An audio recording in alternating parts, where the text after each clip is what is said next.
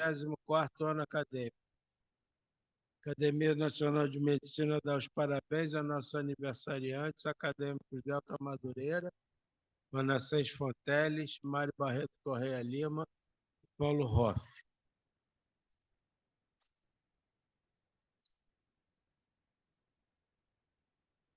Convido o acadêmico Flávio Kapczynski para tomar assento à mesa, organizador desse simpósio, junto com o acadêmico Nard.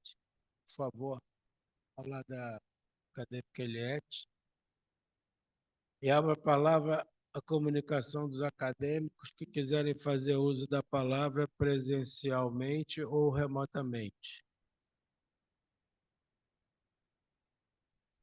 Se algum acadêmico quiser fazer uso da palavra remotamente, é só levantar a mão eletrônica.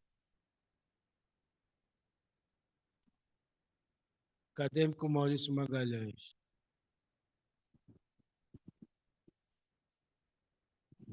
Excelentíssimo presidente Francisco Sampaio, presidente Novelino, toda a mesa. Não, é só para trazer uma informação pública, que o nosso aplicativo voltou a funcionar. Ele andou uma época, o aplicativo da academia deu um problema junto lá ao provedor, mas que agora voltou, teve uma pequena reformulação e está funcionando muito bem. Então, os que tiverem dificuldade de abrir, é só apagar e reinstalá-lo, que ele está funcionando perfeitamente. Então, eu acho que é uma maneira de nós divulgarmos as atividades da academia. Parabéns, presidente, pela iniciativa. Obrigado, acadêmico Maurício Magalhães. Realmente fomos alertados e estamos lutando há algum tempo com isso. Hoje, alguns funcionários não conseguiram, provavelmente porque tem que eliminar e reinstalar. Mas é importante que tenha voltado a funcionar, nós ficamos satisfeitos. Não tendo mais nenhum acadêmico.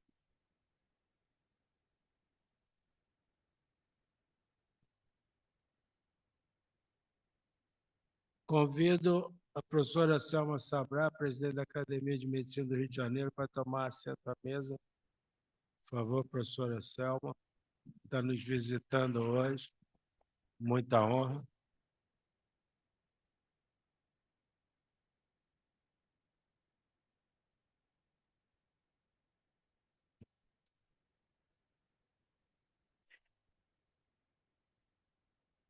Agradeço nossos acadêmicos Antônio Egídio Nardi e Flávio Kapczynski por organizar esse simpósio. Todo mês de setembro, classicamente, a Academia Nacional de Medicina promove um simpósio de prevenção do suicídio e sempre eu solicito ao acadêmico Nardi que organize isso.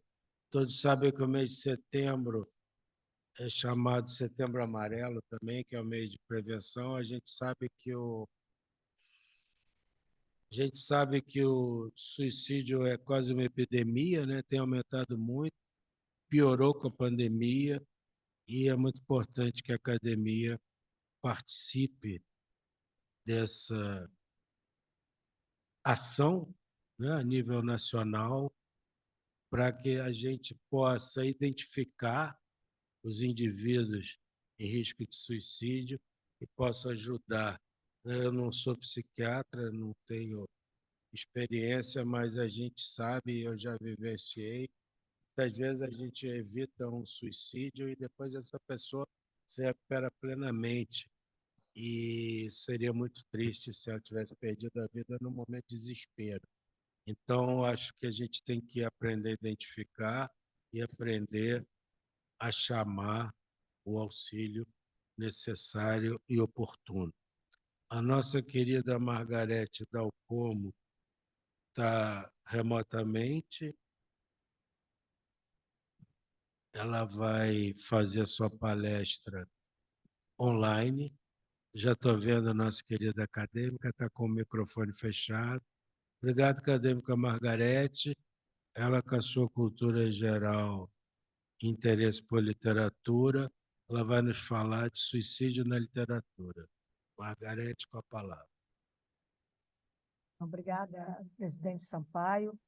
Eu fico muito honrada com esse convite do acadêmico Antônio Egídio Nardi e Flávio Kapczynski. Esse é um assunto que a mim interessa. Eu escrevi um capítulo maior, digamos, sobre esse assunto na revista da Academia Brasileira de Letras, na revista do número anterior ao último, né, no penúltimo número. E eu vou compartilhar aqui a minha apresentação. Colocar aqui no modo apresentação. Um minutinho só. Oh, meu Deus. Pronto. Acho que... Não foi? Só um minutinho aqui. Não está no modo apresentação? Tá, né? Professora, compartilha a tela, professora. Não, já está no modo Isso, agora sim. apresentação. Ok. Agora sim, né? Não, eu estou acostumada a fazer isso. Então, assim, essas considerações que eu vou fazer, eu escolhi, presidente, alguns personagens muito característicos para falar sobre esse assunto.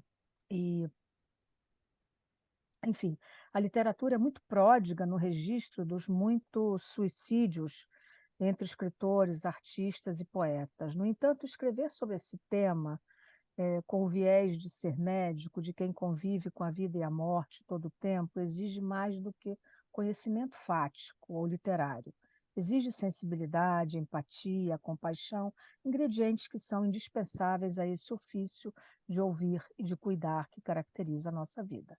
Exige consciência do pouco que sabemos dos mistérios humanos e do tamanho da dor, aquela que é indizível para nós e que só passa caso se lhe dê um fim, e com tudo que nós ouvimos nas apresentações anteriores. E dessa dor, nada conhecemos. Começo, portanto, com uma indagação que poderia ser muito lírica do tema tão complexo, né? O que sentiu, por exemplo, o astronauta Yuri Gagarin, da nave Vostok 1, quando no espaço olhou a Terra pela primeira vez e a viu azul? Nós poderíamos dizer que isso curaria qualquer suicídio, né? Mais tarde, o outro astronauta, o americano William Anders, fez a foto icônica e, junto a seus companheiros Frank Borman e James Lowell, abriu o Gênesis e leu: no começo, Deus criou o céu e a terra e viu que era bom. E eles o leram contritos. Esse registro sempre me instigou, como me instiga esse momento da perenização do homem. Então, como eu disse, a literatura é muito pródiga nesse sentido. Estatísticas sobre suicídios são muitos e são crescentes, como nós ouvimos nas apresentações anteriores, em diferentes realidades sociais, culturais e econômicas. Os estudiosos se intrigam muito porque países como Japão e Suécia, de alto padrão de vida, têm altos índices de suicídio, variando apenas de gênero de faixa etária. E, por outro lado, aumentam as taxas entre jovens, inclusive, como nós ouvimos nas apresentações, e em grupos sociais desfavorecidos, inclusive entre indígenas. No Brasil, é crescente o suicídio entre indígenas. Ainda que não seja o objeto do presente texto, essas questões desafiam a todos nós, médicos, sociólogos e psicólogos. Quando é o primeiro momento em que vemos considerada essa alusão ao suicídio alguém atentar contra a própria vida? É com Safo, a célebre poeta grega da ilha de Lesbos, no século VII a.C., de cuja obra só restam fragmentos perdidos ao longo dos séculos, e talvez haja a primeira menção, ainda que contraditória, sobre ter se suicidado ou morrido em idade longeva. Em sua obra, Além da Lira, que ela usava para declamar, é marcante a atração pelo mesmo sexo, origem do termo lésbica até hoje em nossos dias. O suicídio, essa finitude voluntária, presidente Sampaio, entre o determinado e o desesperado, leva-nos a pensar que devemos saber aproveitar a vida, como diz Montaigne, praticando um modus vivendi que ultrapassaria o hedonismo superficial. Platão escreve sobre isso nos 4 diálogos sobre a morte de Sócrates. No capítulo final, mostra por que Sócrates foi levado pelas autoridades atenienses a se matar, uma vez que supostamente estaria incutindo falsos deuses na mente da juventude ateniense. Na realidade, um verdadeiro equívoco, ou o que se chamaria em nossos dias de fake news. Comovente é Platão reconhecer que Sócrates tinha sido, sem dúvida nenhuma, o melhor ser humano que ele havia conhecido. E muitas alusões, nós poderíamos dizer, desde Cícero, que morreu executado pelos soldados de Marco Antônio. Encontramos essa frase, né? Se vive vicent, que morte viscerum. Tudo seria diferente se vencêssemos na vida aqueles que venceram na morte. As primeiras alusões à possibilidade de dar fim à vida diante da sua própria experiência de depressão, quando no exílio, porque ele estava no exílio. Na correspondência com Ático, ele registra: seus pedidos evitaram que eu cometesse o suicídio hoje, mas o que restou pelo qual eu viver? Não me culpe por reclamar. Minhas aflições superam qualquer outras que já teria ouvido antes. E em Santo Agostinho, nós encontramos considerações também originais sobre a natureza do tempo, ou seja, o tempo de Deus, a eternidade e o tempo do indivíduo em suas três modalidades, que são o presente do passado, a memória, o presente do presente, a intuição, e o presente do futuro, que é a espera. Ou seja, morte e a vida após a morte. Santo Agostinho conceitua um instinto de preservação da existência obedecendo a um desejo que pode ser apenas ilusório, ou apelar com grandeza à alma daqueles que têm força para suportar uma vida miserável sem fugir dela. Em Michel de Montaigne, nós também vemos essas alusões. E chegamos até ao século XIX e entramos firmemente na literatura. Sociólogos e psicólogos analisam esse quebra-cabeça, esse desafio, esse labirinto desafiador em busca de respostas além do julgamento moral. Patos versus logos, que permeou essa discussão desde o seu nascedor. Esse autor, Émile Durkheim, que aí está no seu livro, escreveu O Suicídio em 1897, quase como uma pedagogia de como se formular uma tese acadêmica. O livro, seminal sobre o suicídio, trata da influência da sociedade no que ele chamou das diversas categorias de suicídio. Imaginem os senhores dar uma pedagogia ao que seria, né, dos suicídios individual e coletivo, por emulação, como seria descrito também na interpretação da onda de morte de jovens após o sucesso na Europa do sofrimento do Jean Werther do Goethe, como nós vamos ainda comentar. E aqui eu comento essa morte absolutamente, a morte de Sócrates, né? Enfim, a morte de Sêneca, melhor dizendo. Sêneca foi acusado de participar de conspiração na qual o assassinato de Nero tinha sido planejado, sem qualquer julgamento, foi obrigado a cometer o suicídio em público, na presença de seus amigos. Cortou os pulsos com o ânimo sereno de que defendia sua filosofia. Tácito relata a morte de Sêneca e de sua mulher, que também fez o mesmo gesto. E Nero, com medo da repercussão negativa, né, como se já existisse imprensa naquela época, dessa dupla morte, mandou que médicos a tratassem e ela sobreviveu alguns anos. E Sêneca disse essa frase absolutamente seminal: não temos exatamente uma vida curta, mas desperdiçamos grande parte dela. Se desperdiçada no luxo ou na indiferença, se nenhuma obra é concretizada, por fim, se não se respeita nenhum valor, não realizamos aquilo que deveríamos, sentimos que ela realmente se esvai. E chegamos finalmente à literatura, ao século XVIII, né, quando esse livro, que foi um livro que certamente muitos de nós aqui presentes lemos, né, um livro que eu li na minha juventude, né, há uma espécie de genealogia no suicídio. O romantismo se apresenta como o principal movimento literário, Antônio Egídio Nardi, como principal movimento de apologia ao suicídio no século XVIII. A obra de Goethe, no final do século, foi sentenciada como nociva à vida. Imaginem vocês, foi censurada, como se tivesse um índex, porém permaneceu sendo traduzida, inclusive clandestinamente, para muitos idiomas.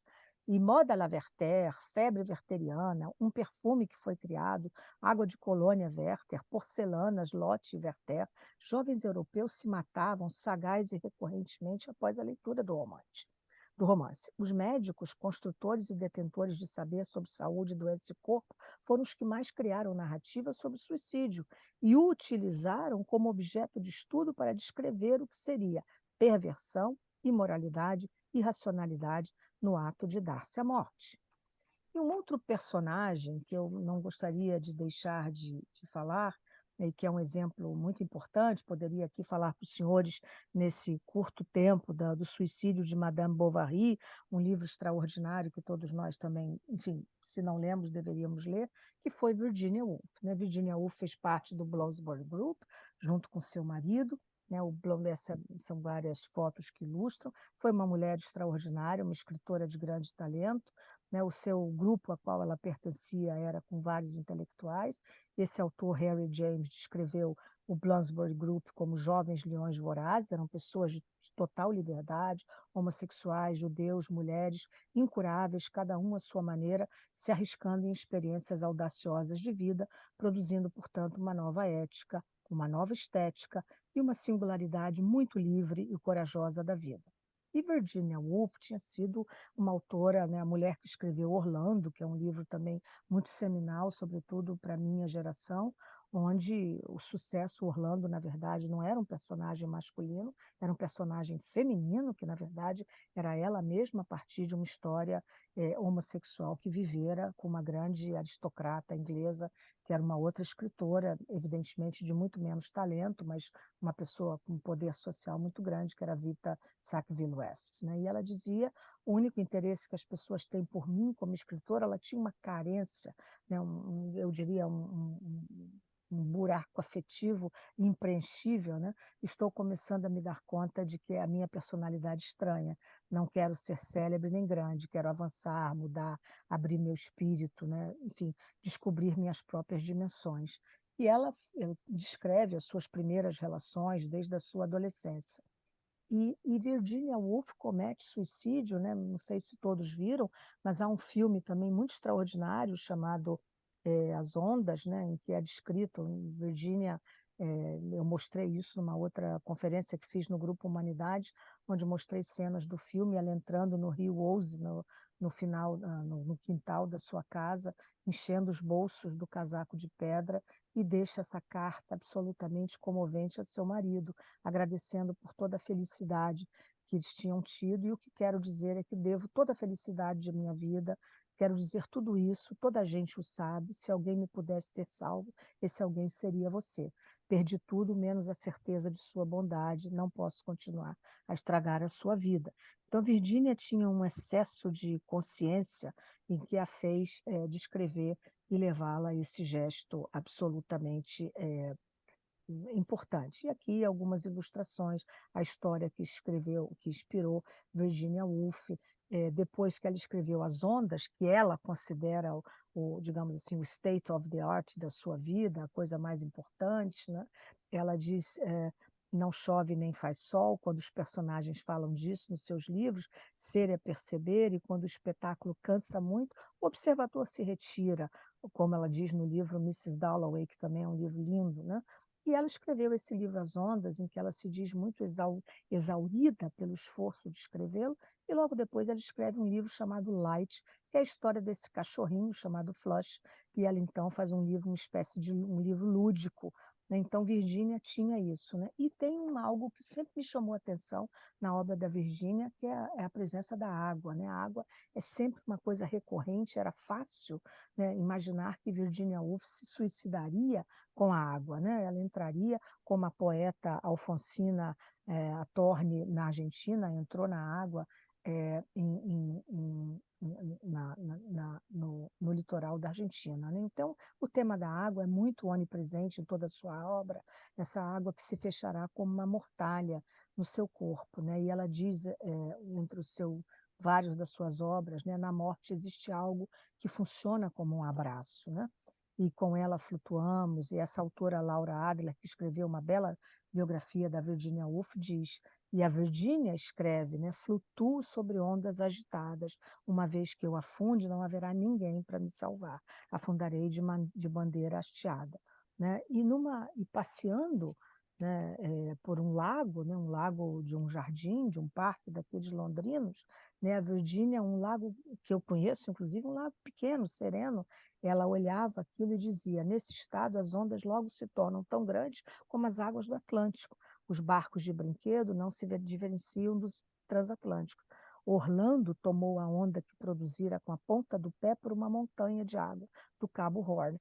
Então, tudo isso são figuras, digamos assim, retóricas de linguagem que me fazem entender como essa personagem tão extraordinária, uma escritora tão extraordinária, deu fim à própria vida. O outro escritor que eu escolhi, presidente Sampaio, nesse tempo para comentar e que fez o suicídio duplo, acompanhado da sua mulher Lott, foi Stefan Zweig, que é um dos biógrafos mais extraordinário, que vinha dessa cultura também extraordinária do início do século em Viena, né? Viena que produzira a Secessão, pintores como Egon Schiele e outros, né? Enfim, pianistas como Schoenberg, né? E essa frase que define bem, né? Vivia-se muito bem em Viena, sem preocupações, naquela velha Viena que todo mundo invejava, né? Porque Viena se comia bem, deleitava-se em teatro, festividades, ainda por cima se fazia música de grande qualidade. Então, Stefan Zweig foi um autor, esses são enfim, objetos que fazem parte da sua biografia, né, que pertence ao escritor Pedro Corrêa do Lago, que me cedeu muito gentilmente, né, aqui a sua agenda do exílio, que é também algo muito comovente, né, toda escrita a lápis, né, mostrando o que era o permanente exílio dos judeus naquele momento, né, e foi encontrada pelos herdeiros em sua casa quando ele partiu para a América do Sul. E aqui várias curiosidades que eu gostaria de comentar rapidamente da personalidade extraordinária do Stefan Zweig, né? Ele tinha realmente digamos, essa atração pelos opostos, né? E um dos opostos era justamente o maestro Arturo Toscanini, né? Eles se conheceram num festival de Salzburgo, né? Que todos nós gostamos muito até hoje, embarcaram, né? Stefan Zweig sempre foi fascinado por sua prodigiosa energia e o Toscanini era ostensivo adversário tanto do fascismo italiano quanto do nazismo.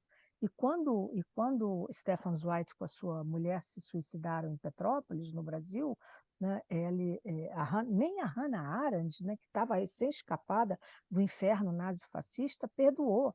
E muitos não perdoaram Stefan Zweig, né, e diziam essa frase absolutamente intolerável, né, de intolerância humana, de que ele não foi capaz de esperar a aurora, né, porque a aurora chegaria. Então, mesmo a Hannah Arendt disse: esse auto-indicado porta-voz dos europeístas jamais em sua vida preocupou-se com seu destino. Quer dizer, de novo, a Hannah Arendt fustigou com essa coisa tão dura, né? E da mesma maneira, Stefan Zweig tinha um fascínio por escritores, como ele tinha por Thomas Mann. Teve uma relação muito importante, nunca foi retribuída. Thomas Mann o esnobava, de certa maneira. O suicídio realmente fez parte das incompreensões entre os dois. O Thomas Mann foi um dos que criticou, dizendo que ele não havia esperado a aurora, né? E depois ele se arrependeu, fez um gesto de grandeza, 10 anos após a morte de Zweig com a Lott. Ele disse: a morte é um argumento que vence qualquer controvérsia, e ele fez um novo texto publicado no New York Times, louvando o grande pacifista e humanista, né? E aqui fotos de onde ele foi, a sua carta de despedida, que foi encontrada sobre a cama onde os dois se envenenaram, na sua casa de Petrópolis, e não foram enterrados no cemitério judeu, estão enterrados no cemitério ecumênico, porque não foi permitido pelo fato de serem suicidas, né? E a sua carta, que foi escrita em alemão, é traduzida aqui. E isso é muito dramático, né? Enfim, faria um paradigma, digamos assim, de que isso se compara ao suicídio do grande escritor Mishima, que se suicidou com harakiri em público, né, depois de ter perdido o prêmio Nobel, né? Ele escreveu esse livro, que também é seu magnum opus, né, em 1948, Confissões de uma Máscara, que é realmente espetacular, e ele se suicidou em público em 1970, não suportou a ideia de ter perdido o prêmio Nobel, do qual ele estaria muito certo de ganhá-lo, né? Então, o outro personagem, finalmente, que eu gostaria, dentre os que eu escolhi para me referir nesse tempo aqui que me foi dedicado, é um personagem muito próximo de nós, por ser médico, por ter sido acadêmico dessa casa, que é o Pedro Nava, talvez o maior memorialista brasileiro, né? E o Pedro Nava, se nós formos ler a sua magnífica obra em 6 volumes de memórias, e sobretudo Chão de Ferro, né, nós vemos que já existia uma dualidade que o mordia, né, e que nós podemos entender por que um homem aos 83 anos, um homem muito bem sucedido, um médico muito reconhecido, um grande intelectual, e aqui várias passagens da sua obra que mostram como ele era torturado por isso, né? Então, quando ele morreu, né, a imprensa de modo muito cuidadoso, mas também muito intrigado, disse, né, foi-se a luz de um círio, né, uma luz que se apagou debaixo do oitizeiro, ao lado do relógio, ele morava no bairro da Glória, né, e o autor tinha um revólver e tinha os dedos sujos. Pouco antes, ele recebera um telefonema misterioso. Aos amigos parecia inexplicável como um grande médico e um nome maior do memorialismo brasileiro pusesse fim à própria vida. Na véspera, ele participara, feliz de um dos sabadóides, que era aqueles encontros famosos na casa do Plínio Doyle, né? Tinha plano para os dias seguintes, frequentava a academia, né? E os repórteres foram a campo e uma grave suspeita surgiu. Nava vinha sendo chantageado, mas isso nunca chegou aos jornais, em proteção à honra do autor, né? E, além disso, muitos poetas deram fim à própria vida. E dentre esses muitos poetas que eu poderia aqui citar, presidente Sampaio, eu terminaria essa curta alocução, né, onde, evidentemente, eu fiz uma escolha um pouco, digamos, arbitrária daqueles autores, né, mas eu tenho esse capítulo escrito e posso, evidentemente, cedê-lo a todos que assim tiverem interesse, né, com outros personagens, é a grande poeta Sylvia Plath. E aqui eu queria colocar, à guisa de discussão entre nós, né, a questão da organização do suicídio, né? Os suicídios são todos muito organizados, há uma lógica, há uma racionalidade, se eu assim pudesse provocadoramente dizer, né? E a Sylvia Plath escreve, né, aquela poeta que, ao se matar dentro da sua própria casa, tem o cuidado de fechar todas as gretas de portas e janelas e colocar potinhos de comida para que seus filhos não ficassem com fome e se demorasse a ser encontrada, antes de ligar o gás. Então, ela protegeu as suas crianças, planejou, né, e escreveu esse poema sobre as tulipas, né, e diz que eu gostaria, né, as tulipas pesam no meu pescoço como se fossem pedras, colares de pedras, quer dizer, alguém que estava tão torturada, tão jovem, numa vida bem-sucedida, um casamento. Então, assim, isso eu coloco para que nós pensemos e reflitamos sobre o que leva alguém a cometer o suicídio, independentemente da qualidade de vida que tenha a ter. Então, são mistérios que os psiquiatras, sem dúvida nenhuma, os psicólogos, né, eu diria mesmo os próprios antropólogos, sociólogos e médicos, nós temos que nos unir no sentido de entender. Mas nós estamos muito longe, eu tenho suicídios muito próximos a mim, na minha família, não por consanguinidade, mas pessoas muito próximas, então é algo que me intriga profundamente como médica, como pessoa e como mulher. E é esse aguilhão, digamos assim, não de curiosidade, mas de uma genuína angústia que me faz pensar e me interessar literariamente pelas centenas de suicídios que povoam não apenas o nosso imaginário, mas o registro literário ao longo dos séculos. Muito obrigada, presidente Sampaio, por esse tempo e pela atenção de todos. Muito obrigado, querida acadêmica Margarete Dalcomo, por dividir sua cultura literária conosco, abordando o tema do suicídio. Convido agora nosso estimado acadêmico, professor de psiquiatria, Flávio Kapczynski, que vai nos falar sobre a inteligência artificial pode ajudar a evitar o suicídio. Professor Kapczynski, com a palavra.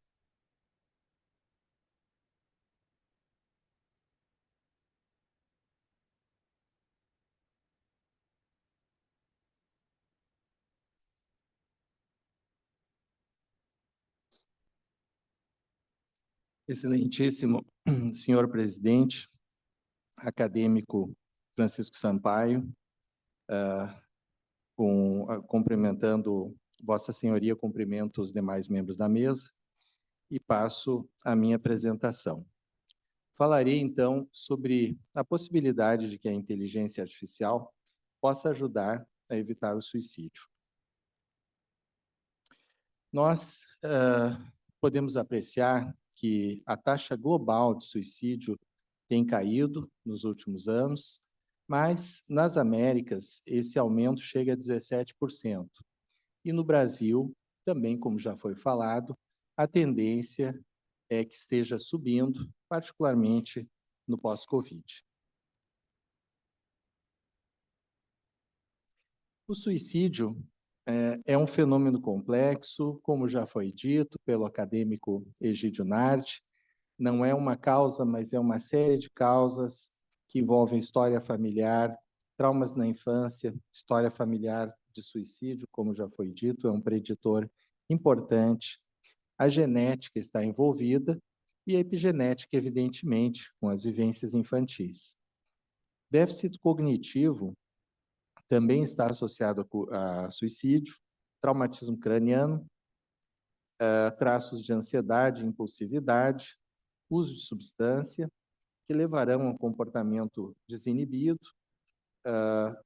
diferentes tipos de psicopatologia, a ideação suicida, comportamento suicida e, finalmente, então, ao suicídio, né, que ocorrerá uma em cada 20 vezes que se tenta o suicídio. A tentativa é bem mais comum, como já foi falado, em algumas patologias, como o transtorno do humor bipolar, metade dos pacientes já tentaram suicídio pelo menos uma vez, e uma percentagem grande, em torno de 15%, acaba morrendo por suicídio.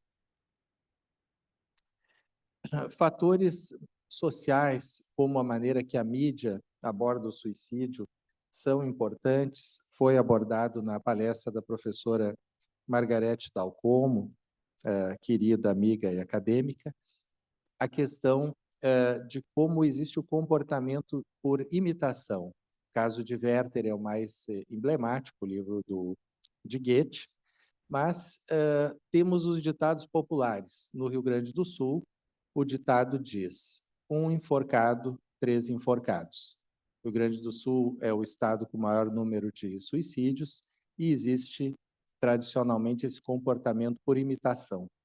Existe uma cidade de maioria de pessoas de ascendência alemã, onde o suicídio por enforcamento é bastante proeminente e já ocorre há muitos anos e é um mistério, ninguém sabe exatamente se são causas genéticas, exposições a pesticidas, qual seria efetivamente a causa.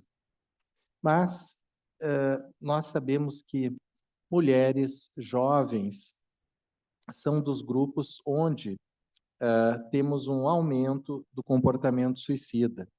Então, atenção para as diferentes pressões que as mulheres sofrem nesses períodos, como enfrentamos, de transições muito desejadas, né, onde as mulheres ganham mais protagonismo, mas, às vezes, comportamentos sociais extremamente conservadores deixam essas pessoas, particularmente as jovens, sob intensa pressão.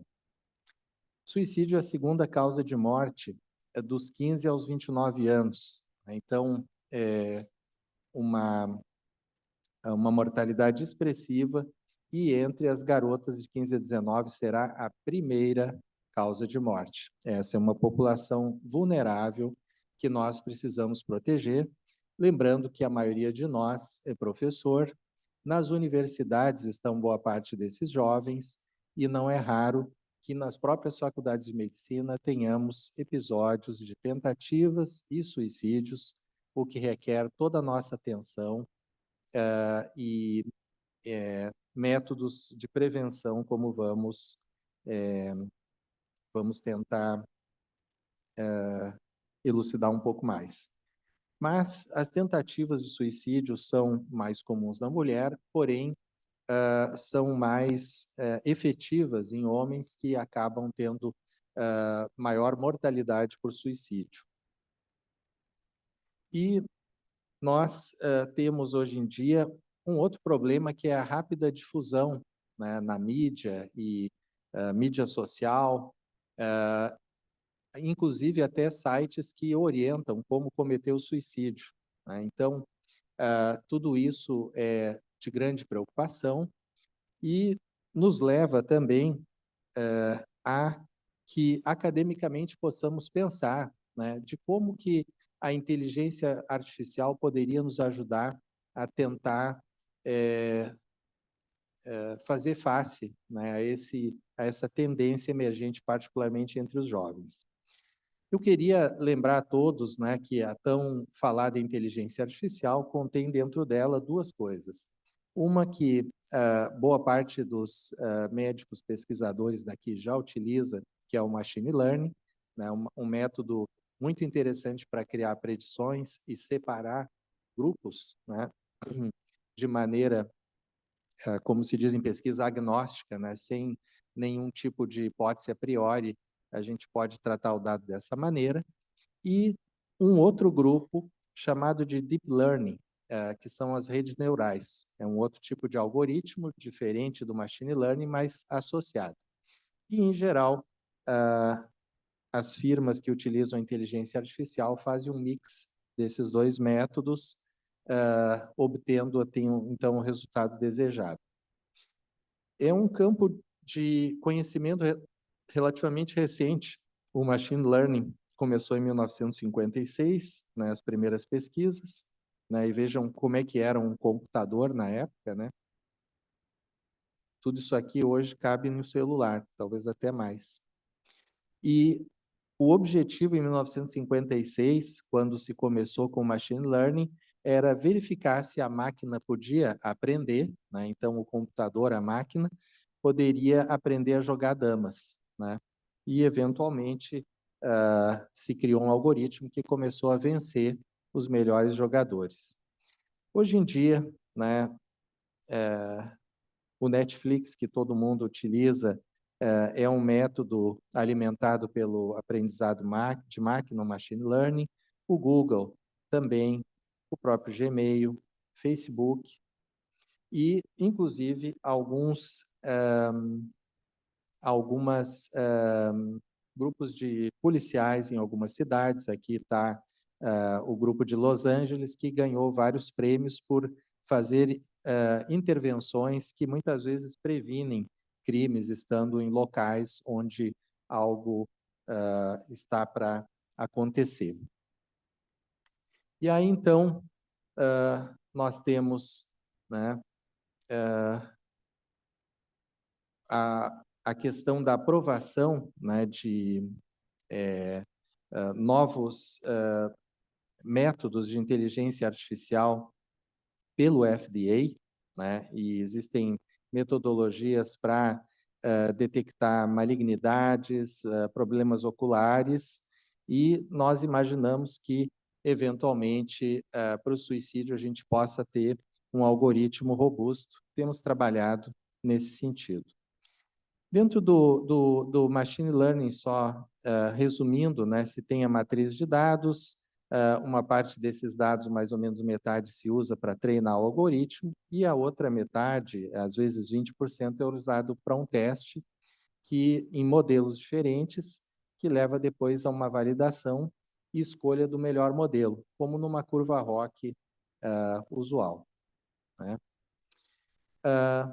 Nós escrevemos, eu e meu aluno Ives Passos e o matemático do grupo que nós trabalhávamos na época na UT Health em Texas, nós escrevemos essa carta para o Lancet Psychiatry, e nós, lá então em 2015, nós dizíamos, olha, dentro da medicina e da psiquiatria, só vai aumentar e cada vez será maior o uso, né, do machine learning, que era o que a gente estava focando. Hoje em dia a gente falaria em inteligência artificial. E que esses algoritmos seriam úteis para a predição de conversão de um diagnóstico para o outro, né? Então, a gente sabe que a bipolaridade, em geral, começa com depressão, e por esses algoritmos a gente pode prever quem fará essa conversão. Predição de quem tentará o suicídio e predição de resposta a tratamentos diversos. E aqui, então, nesse banco de dados, nós nos propusemos a construir um algoritmo de predição, né, de tentativas de suicídio e episódios depressivos. É uma coorte famosa, é o NESARC, de 40 mil pessoas, né, dessas coortes coletadas nos Estados Unidos, mas colocada à disposição para quem quiser analisar. 2 ondas, uma em 2001 e outra em 2004, e aí nós utilizamos fatores sociodemográficos, os transtornos psiquiátricos e eventos estressantes, e obtivemos um algoritmo com performance muito boa, né? Em torno de 0,83, quando é 0,85, se diz que o algoritmo está pronto para ser usado na clínica. Então, nós temos pelo menos esse algoritmo construído pelo nosso grupo, né, com essas propriedades, e que se mostra útil para prevenção de quem tentará o suicídio.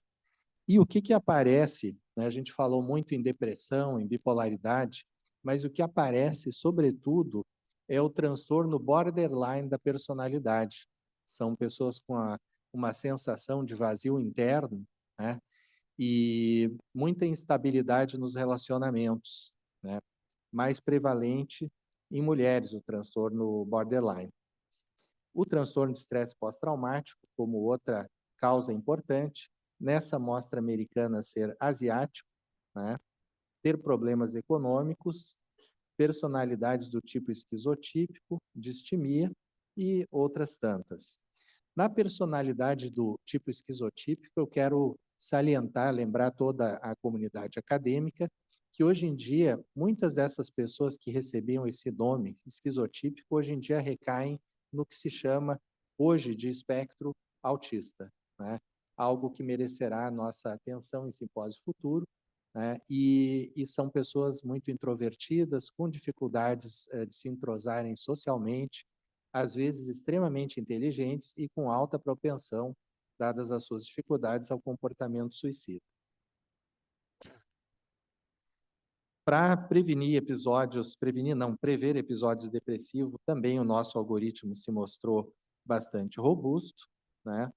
E o que mostrou, então, quem desenvolveria episódios depressivos foram também a personalidade borderline, fato de ser asiático e tentativas prévias de suicídio, onde a gente vê, então, que depressão e comportamento suicida são altamente correlacionados, né? Nós, psiquiatras, temos toda uma ação, né, organizada em torno do Setembro Amarelo para que se trate os casos de depressão e que se mitigue, na medida do possível, o comportamento suicida. Eu vou pegar, então, carona da acadêmica professora Margarete Dalcom, que citou, entre tantos personagens, a Virginia Woolf, né, uma escritora, como outros escritores do fluxo de consciência. Virginia Woolf foi uma pessoa extremamente criativa e muito sensorial na sua escrita. Fato é que a Virginia Woolf sofria da doença bipolar, né? Então ela tinha grandes oscilações, essa doença é progressiva se não tratada, não havia nenhum tratamento no tempo de Virginia, se dava uma dieta especial à base de leite e se recomendava que ela repousasse na sua cama, o que só piorava a situação. Seu marido, Leonardo Woolf, cuidou de Virginia até o último momento, mas ela acabou, como todos sabemos, cometendo suicídio. E aqui, como foi citado pela Margarete, está a Virginia em tempos felizes com o seu amigo Lytton Strachey, o grupo de Bloomsbury, né? Bloomsbury é um bairro central de Londres, a Universidade de Londres se encontra nas imediações, hoje em dia uma região muito urbanizada e onde há poucas moradias, mas na época a gente vê os membros do grupo convivendo alegremente nos parques.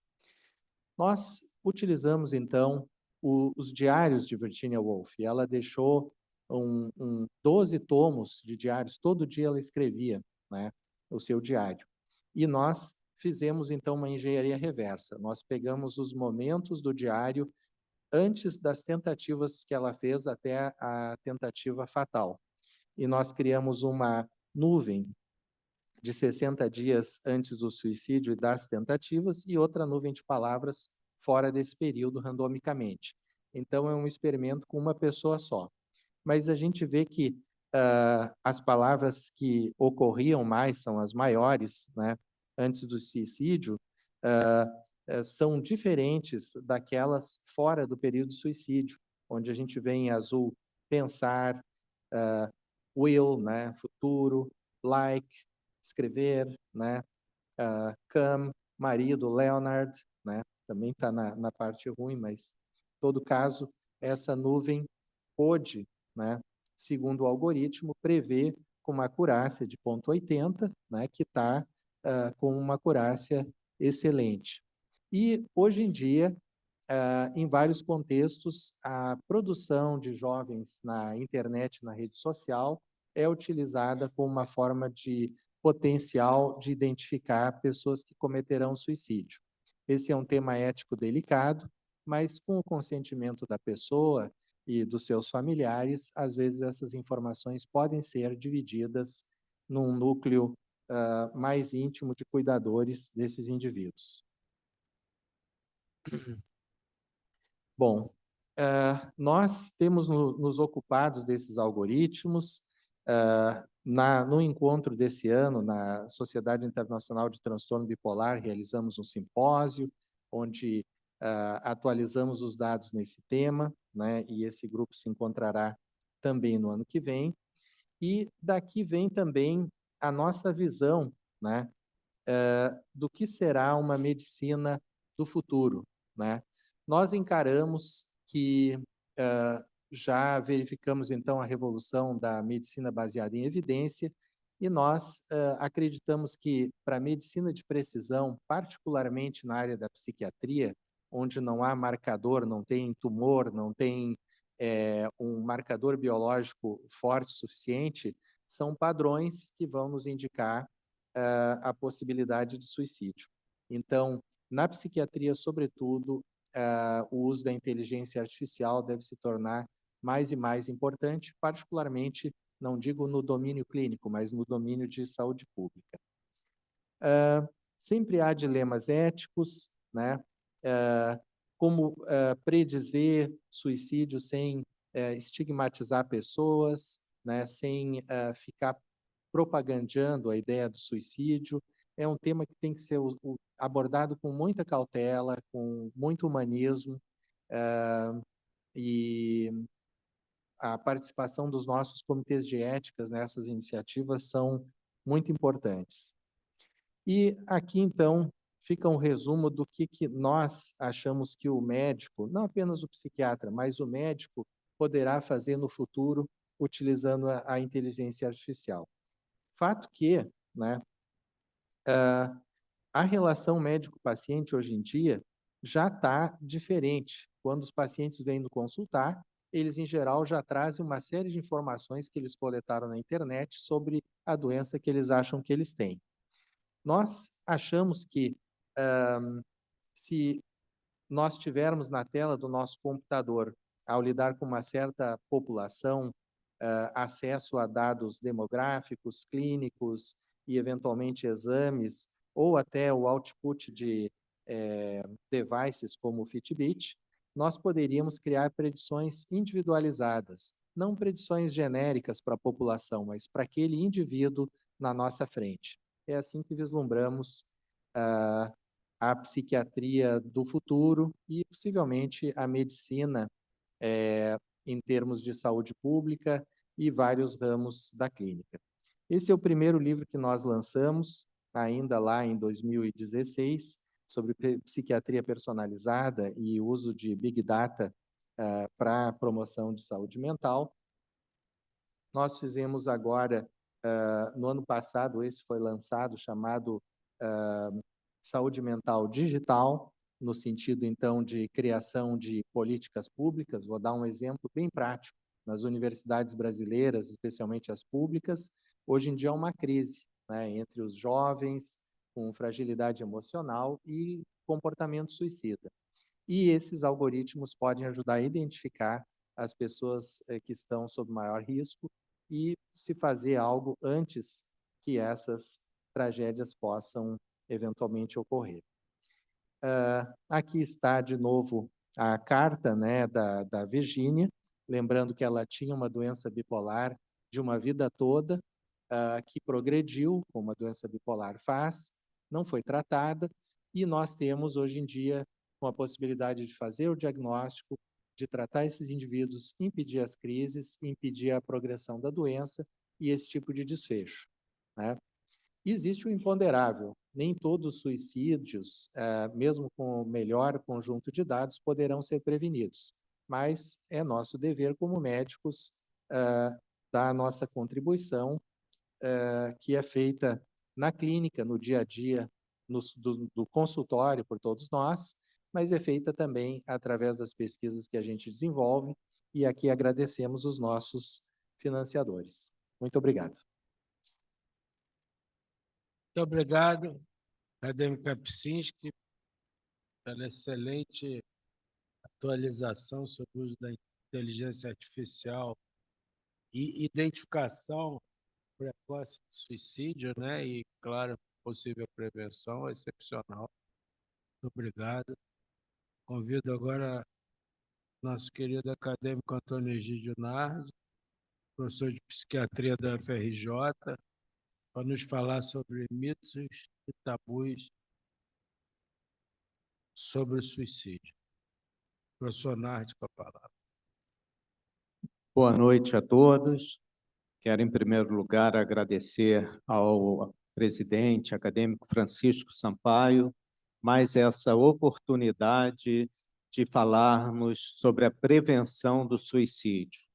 Como Vossa Excelência mencionou no início, já é uma tradição da Academia Nacional de Medicina esse simpósio sobre prevenção de suicídio, e falar sobre suicídio é a melhor forma de prevenir. Quero agradecer também ao acadêmico Flávio Kapczynski, que ajudou na organização desse simpósio, a professora Laiana Qualiato, da Jovem Liderança Médica, que também ajudou na organização do simpósio. Da mesma forma, quero agradecer aos apresentadores da tarde e à professora Margarete Dalcomo, que falou agora no período da noite. A todos o meu muito obrigado. Senhoras acadêmicas, senhores acadêmicos, senhoras e senhores convidados.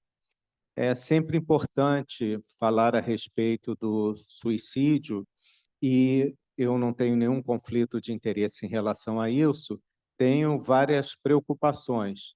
Como foi mencionado, é um problema de saúde pública, o número de pessoas que se suicidam é enorme, e em cada 100 habitantes, quer dizer, se nós colocarmos uma turma de faculdade de 100 alunos, 17 pensarão a respeito do suicídio ao longo da vida, 5 planejarão, 3 irão tentar, e um desses será atendido num pronto-socorro.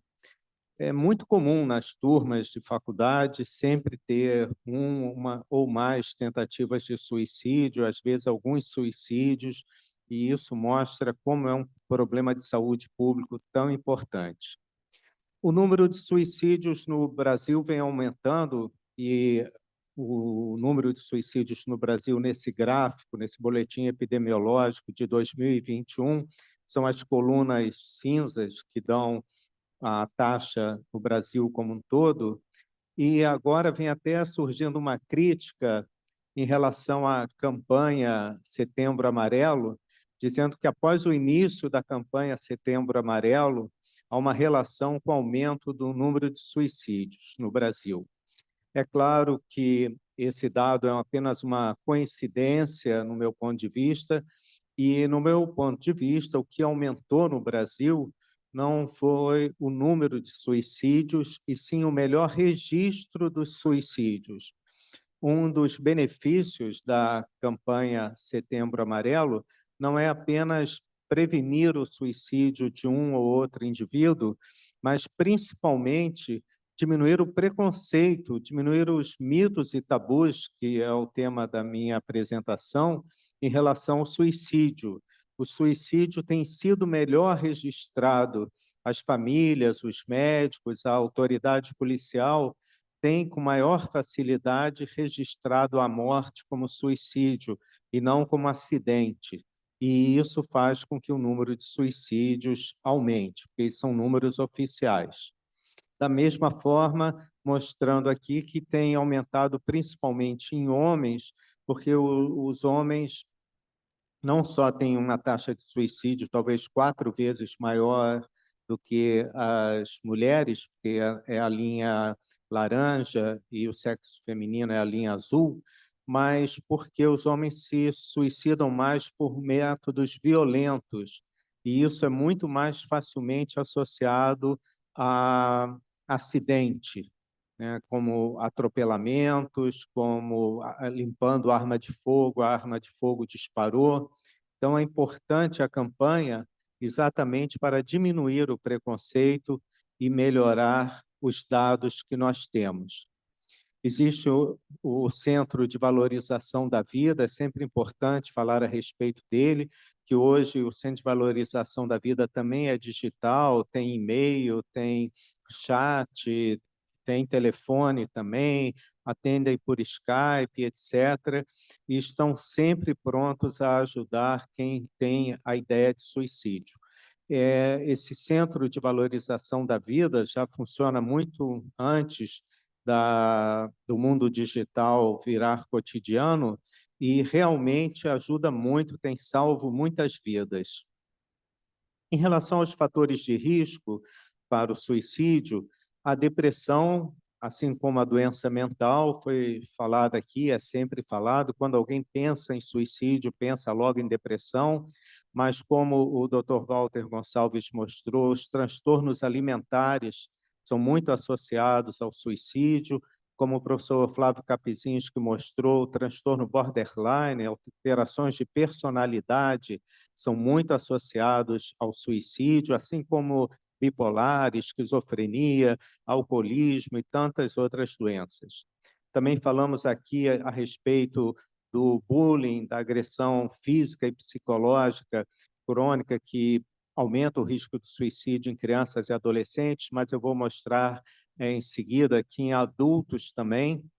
O isolamento social é um fator muito importante, foi falado aqui pelo professor Alexandre Valença no período da tarde em relação ao Covid, como isso aumentou o número de depressão, aumentou o número de transtornos de ansiedade, apesar de que no Brasil não aumentou o número de suicídios. As tentativas prévias de suicídio, também citadas pelo professor Flávio Kapizinski, mas é importante mencionar, porque quando alguém já tentou suicídio muitas vezes, sempre julgam que a pessoa quer só aparecer, quer só manipular, mas nós sabemos que quanto mais vezes uma pessoa tenta suicídio, mesmo que seja por métodos pueris ou atitudes manipuladoras, maior o risco dela se matar na próxima vez.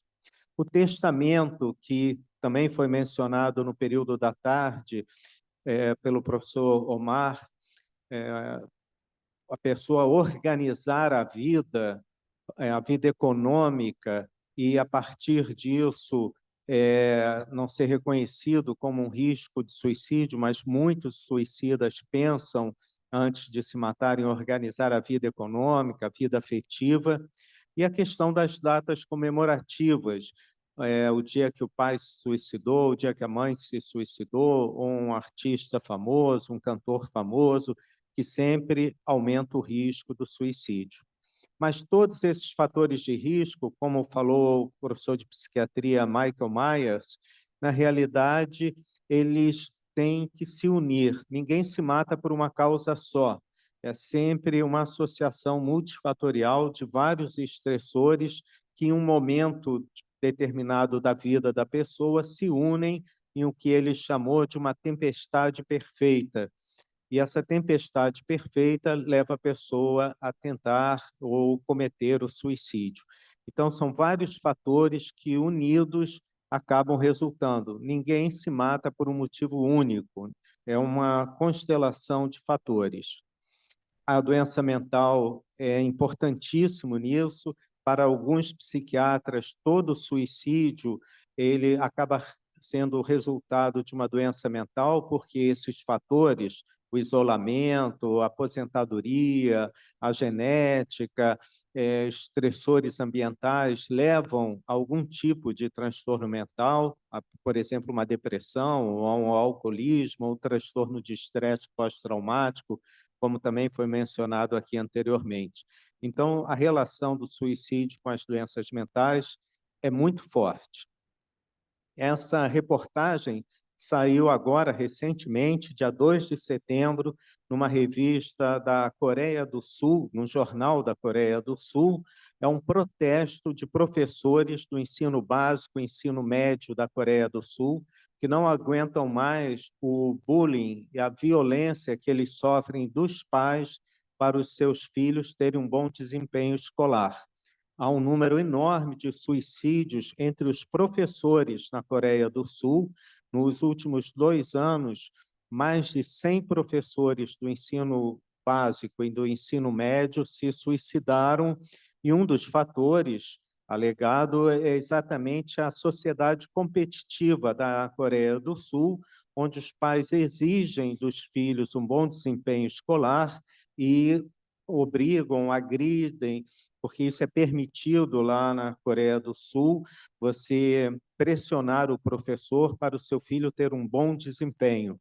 E, claro, o que é pressionar é muito relativo, e isso tem sido relacionado ao aumento do suicídio, um aumento impressionante do suicídio entre professores na Coreia do Sul. Então, não são só crianças, alunos, estudantes, mas professores sofrendo esse tipo de pressão acabam também podendo aumentar as taxas de suicídio.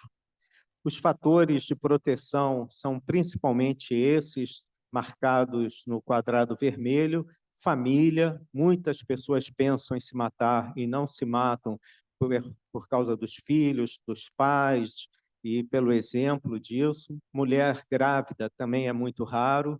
E religião. Religião é um grande protetor de suicídio. Sempre que nós estamos com um paciente com risco de suicídio, nós temos que falar a respeito de família e a respeito de religiosidade. Isso é algo que sempre tem um fator importante nas pessoas e pode, muitas vezes, prevenir o suicídio. Já os demais fatores, como ter uma visão racional da vida, uma visão positiva, um apoio social, isso é bom para qualquer coisa na vida, não apenas para prevenir o suicídio, até para comprar uma Coca-Cola na esquina, isso ajuda bastante. O Covid realmente é algo que ainda será muito estudado, tanto o Covid quanto o pós-Covid, como o professor Alexandre Valença falou, mas se observou um aumento de suicídio em jovens durante o Covid-19 nos Estados Unidos. Entretanto, como também foi falado aqui no período da tarde, no Brasil como um todo, isso não ocorreu, não houve, durante a pandemia, um aumento das taxas de suicídio, apenas em alguns grupos, principalmente pessoas mais idosas, principalmente do norte do Brasil.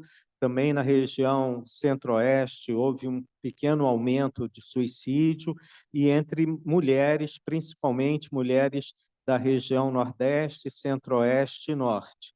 Mas se colocarmos tudo isso numa conta única, no Brasil como um todo, não houve um aumento da taxa de suicídio. Entretanto, num breve comentário a respeito do suicídio entre médicos, até por uma pergunta do presidente Pietro Novellino, hoje no período da tarde, nós sabemos que a classe médica é uma classe com risco de suicídio muito elevado. E esse relatório do Medscape desse ano é um relatório importante, porque foram entrevistados mais de 9.000 médicos nos Estados Unidos, de 29 especialidades diferentes, durante o ano passado, principalmente o segundo semestre do ano passado. Existem vários dados a respeito desse estudo, eu irei mostrar só brevemente algum deles. Por exemplo, médicos que se disseram deprimidos, apenas um quarto deles, 24%, um quarto havia uma depressão clinicamente diagnosticada.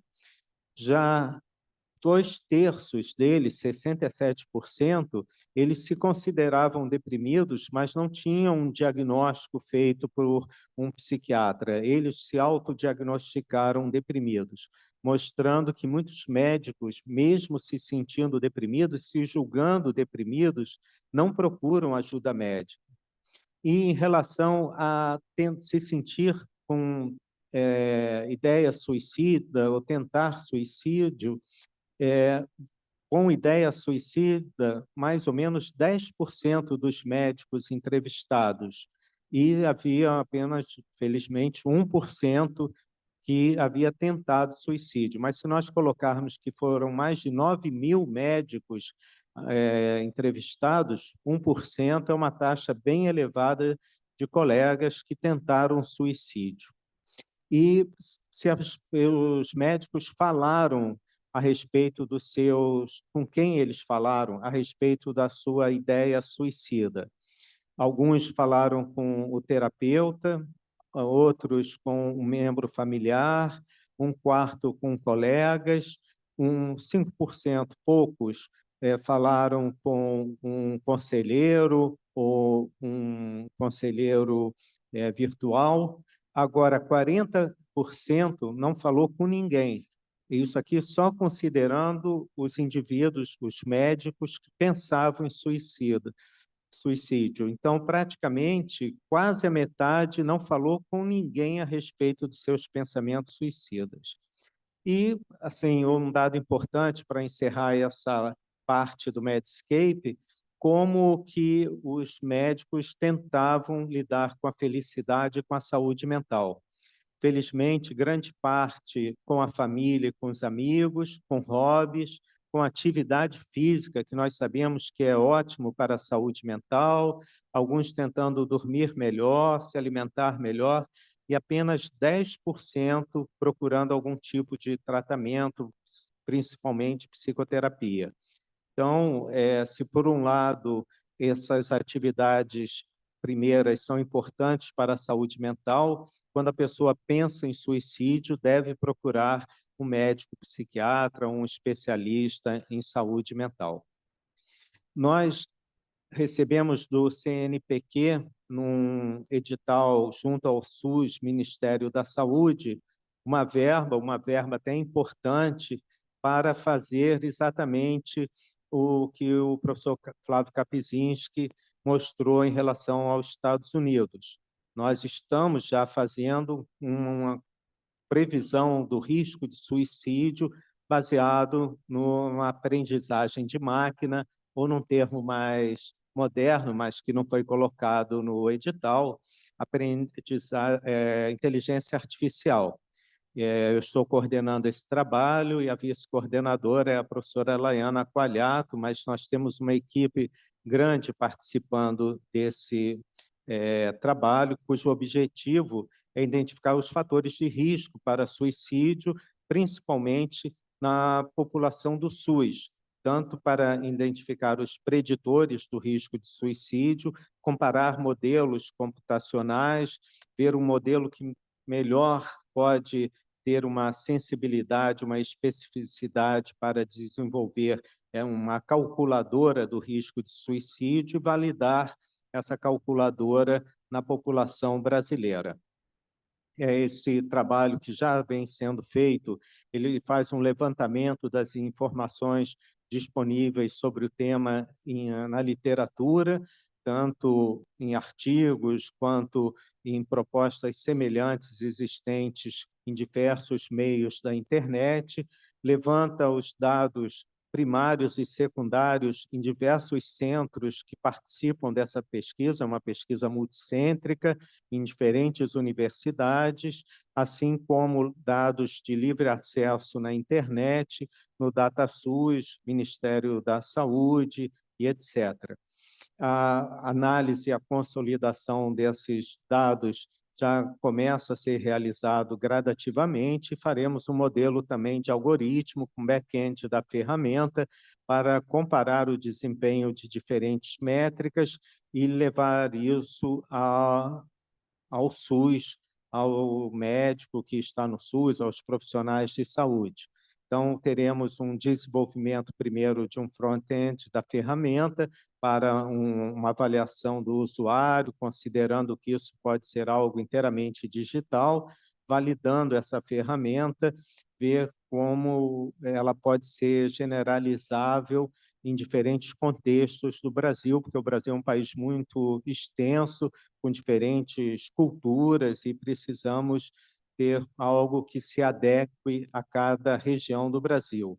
Os usuários do sistema do SUS vão ao atendimento médico especializado e poderão, então, preencher e ter uma visão exata, o profissional poderá ter uma visão exata do seu risco de suicídio.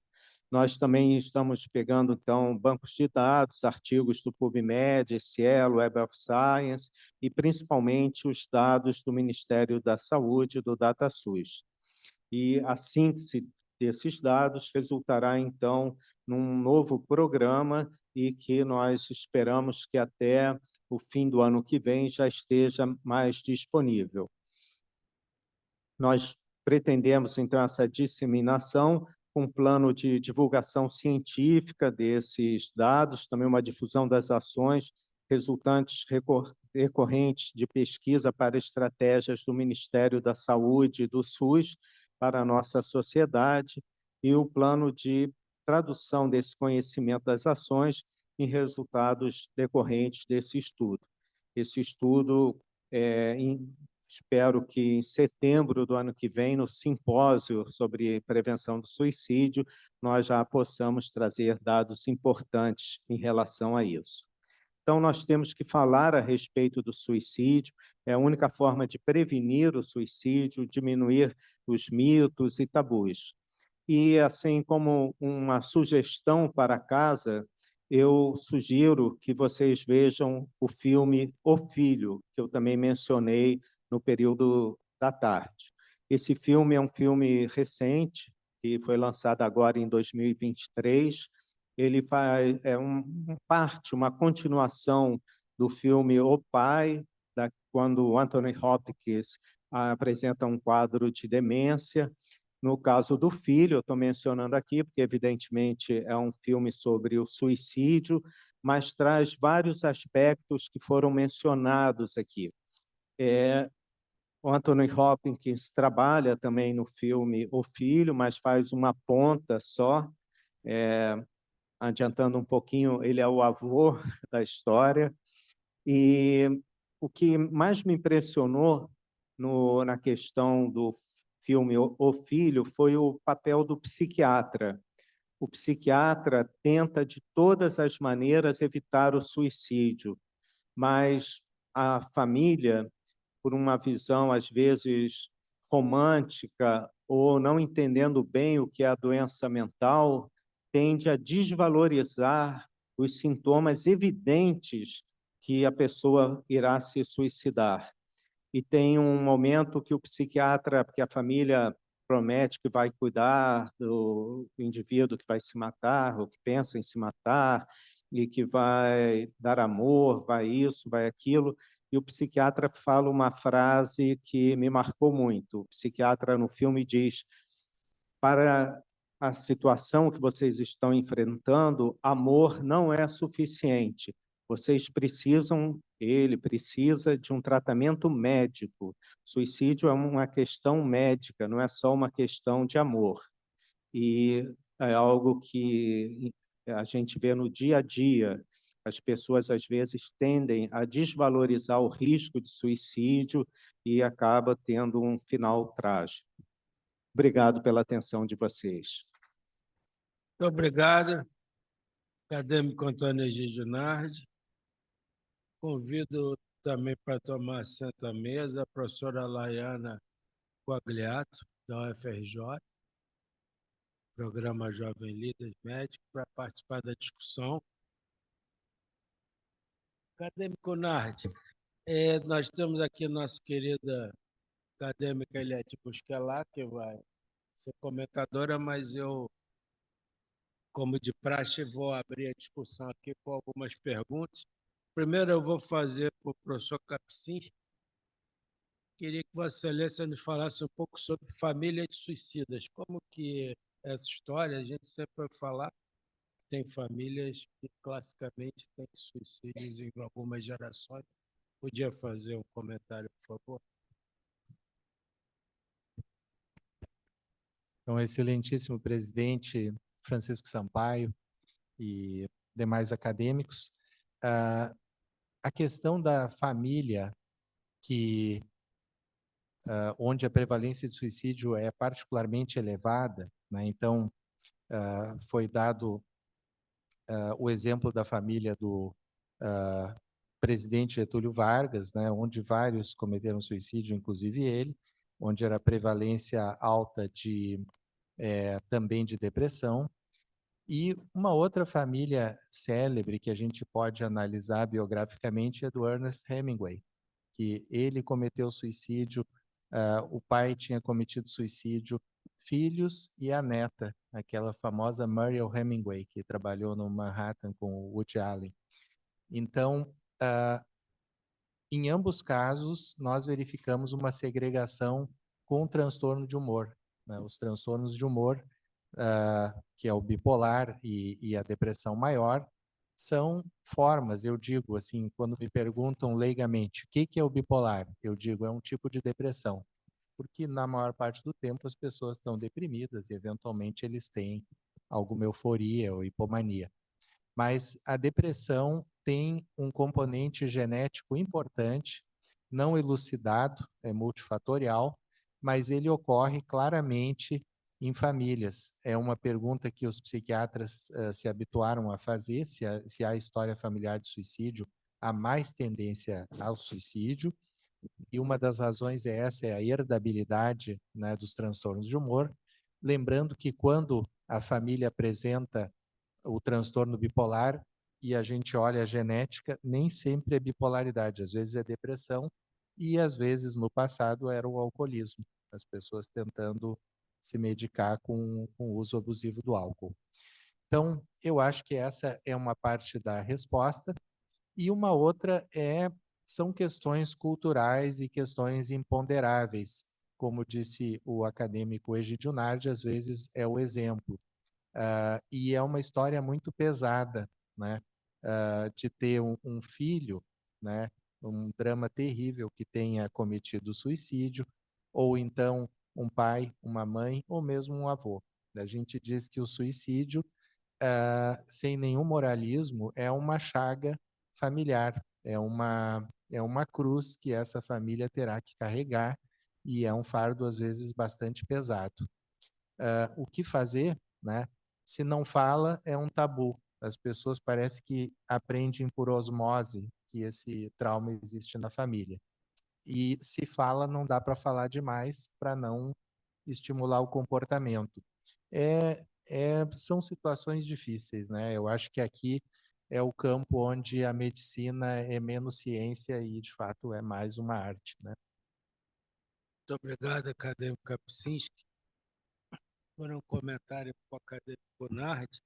Assim, nós temos alguns casos de pessoas importantes que nunca tiveram nenhum comportamento depressivo, nem desse tipo durante a vida toda, foram profissionais de sucesso, depois ficam idosos e acabam cometendo suicídio. Isso seria porque perda de poder, perda de atenção social, e também aproveitar para embutir nessa pergunta sobre a depressão no idoso, né? A gente sabe, pelo menos quem faz consultório, vê a quantidade de idosos que tomam antidepressivo é uma coisa enorme. Eu diria que, como eu vejo muito doente idoso, porque eu vejo muito doente prostático, e eu vejo que, sei lá, 60%, 70% deles tomam algum tipo de antidepressivo.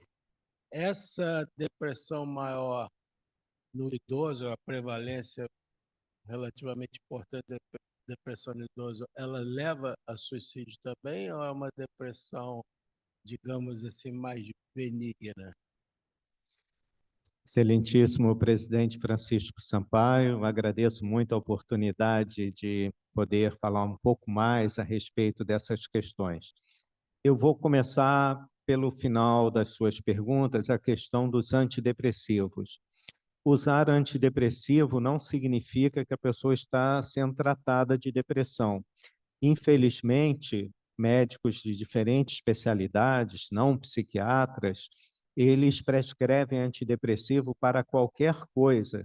Se a pessoa falar, doutor, estou um pouco desanimado, pronto, vai ganhar um antidepressivo. Não precisa nem chorar. Antigamente, quando eu era jovem psiquiatra, o paciente precisava ao menos chorar na consulta. Agora não precisa nem chorar. É só dizer que está um pouco cansado, um pouco desanimado, que já ganha um antidepressivo. Infelizmente, grande parte dos deprimidos não é tratada adequadamente, não toma antidepressivo. Então, o tomar antidepressivo não significa muita coisa, ou quase nada. Agora, ser idoso, como também foi mencionado no período da tarde, existem duas faixas etárias onde o risco de suicídio é bem maior: adolescência e senilidade. Na senilidade, existem vários fatores, como Vossa Excelência mencionou, a aposentadoria. Quando a pessoa perde um poder, perde a sua identidade profissional, ela muitas vezes tem um estímulo a mais para a solidão, para o ócio, às vezes acompanhado de doenças físicas limitantes, graves, incapacitantes, problemas econômicos estão associados, e juntando tudo isso naquilo que eu falei, né, que é um grande caldeirão, a aposentadoria, a solidão, doenças físicas, problemas econômicos, a idade avançada, que também limita várias possibilidades, até cognitivas, isso aumenta muito o risco de depressão e, consequentemente, de suicídio. Há uma taxa elevada de suicídios em idosos, sem sombra de dúvida, mas é devido a toda essa união de fatores de risco que eu mencionei. Muito obrigado. Obrigado, querida acadêmica. Eu queria continuar um pouquinho nisso. Conversando assim com muitos amigos e amigas, as mulheres geralmente falam assim: o homem tolera menos a perda de poder, a mulher tolera mais. Quer dizer, você tem uma executiva de sucesso, em um dado momento ela se aposenta, para de trabalhar, diz que ela tolera muito mais, ela vai fazer outras coisas, vai fazer ginástica, vai cuidar de coisas, vai fazer literatura. O homem não, o homem, se ele perder isso, ele sofre mais. Você tem alguma epidemiologia sobre isso? É verdade? Na nossa sociedade, que é uma sociedade machista, nós, homens, somos muito ligados ao trabalho, né? Vários colegas médicos só sabem trabalhar. Na pandemia, eu observei com várias pessoas que, devido a ficarem em casa, não irem trabalhar, não sabiam o que fazer, não tinham nada que fazer, porque não sabiam fazer mais nada.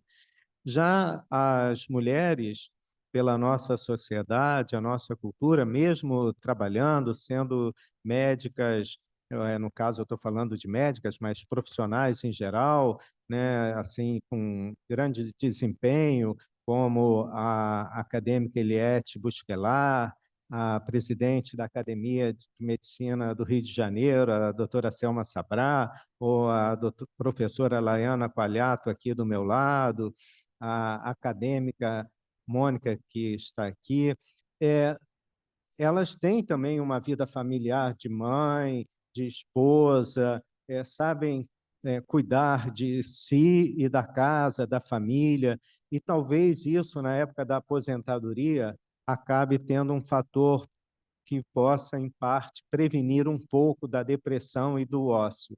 Já muitos médicos, acadêmicos e outras profissões se aposentam sem se preparar para a aposentadoria e não sabem fazer mais nada, e isso é uma porta aberta para a depressão.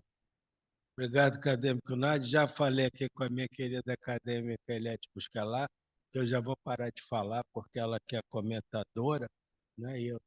Mas eu não posso deixar de fazer uma pergunta para a Laiana, né?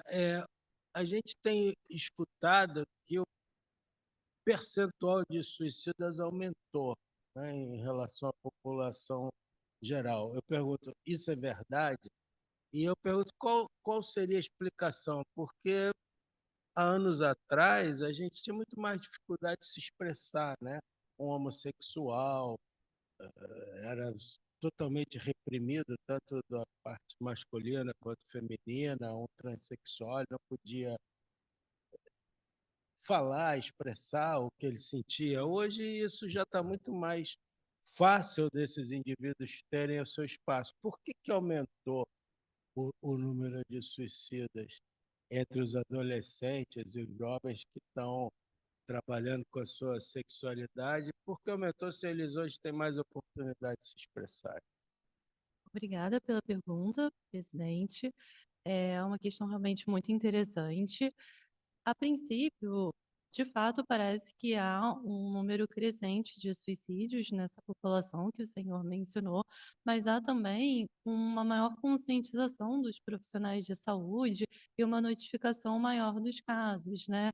Então, eu acredito que essa maior notificação também seja responsável para esses números crescentes que a gente tem visto nas revistas científicas sobre essa população específica. Então, talvez não seja, de fato, essa questão mais subjetiva de agora eles estão se expressando um pouco mais e isso gera, né, enfim, isso poderia contribuir para o aumento do número de mortes. Eu acredito que realmente seja uma questão da maior notificação, da conscientização Obrigado, dos Laia. profissionais. Era isso que eu queria ouvir. Eu acho que se escondia muito, né? O suicida era escondido na família porque não ficava bem, né? Ter tido um suicida. Isso a gente ouve falar e vê. Agora, querido acadêmico Eliette, a palavra é sua como comentador oficial. Eu fui apenas o curioso aqui nessa.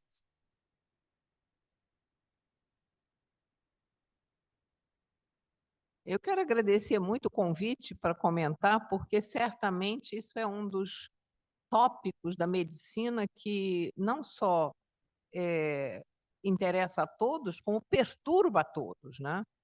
Então, por exemplo, quando o acadêmico Nardi fala sobre o suicídio na família, eu, infelizmente, tive um caso desse em 1997, que um tio meu, irmão da minha mãe, se matou. Foi uma coisa, assim, estranha, porque nós, até hoje, eu acho que não digerimos isso. A família, até hoje, lida mal com isso.